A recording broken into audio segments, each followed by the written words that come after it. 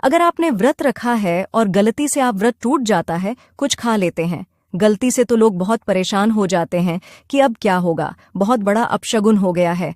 देखिए, ये कोई बहुत बड़ा अपशगुन नहीं है। इसका उपाय भी हमारे शास्त्रों में बताया गया है। आपको करना क्या चाहिए? जब आप गलती से कुछ खा लेते हैं तो वैसी स्थिति में आपको पहले तो 12 बार कुल्ला करना चाहिए, और कुल्ला करने के बाद अपने ईष्ट के सामने, जिनका भी आपने व्रत रखा है, उन देवता के सामने जाकर के एक दीपक जलाना चाहिए, और जो वस्तु आपने गलती से खाई है उसका दान आपको कर देना चाहिए। और उसको करने के बाद आप पुनः अपना व्रत चालू रखिए। इससे आपको कोई दोष।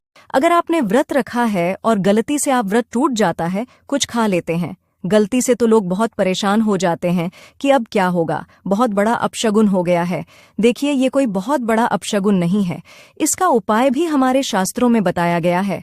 आपको करना क्या चाहिए?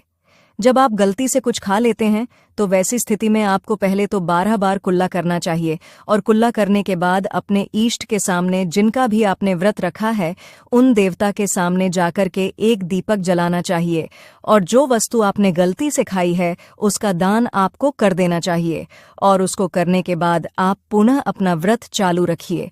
इससे आपको कोई दोष।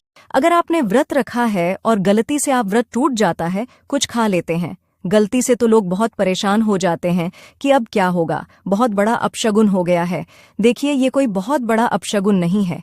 इसका उपाय भी हमारे शास्त्रों में बताया गया है। आपको करना क्या चाहिए? जब आप गलती से कुछ खा लेते हैं तो वैसी स्थिति में आपको पहले तो 12 बार कुल्ला करना चाहिए, और कुल्ला करने के बाद अपने ईष्ट के सामने, जिनका भी आपने व्रत रखा है, उन देवता के सामने जाकर के एक दीपक जलाना चाहिए, और जो वस्तु आपने गलती से खाई है उसका दान आपको कर देना चाहिए। और उसको करने के बाद आप पुनः अपना व्रत चालू रखिए। इससे आपको कोई दोष। अगर आपने व्रत रखा है और गलती से आप व्रत टूट जाता है, कुछ खा लेते हैं गलती से, तो लोग बहुत परेशान हो जाते हैं कि अब क्या होगा, बहुत बड़ा अपशगुन हो गया है।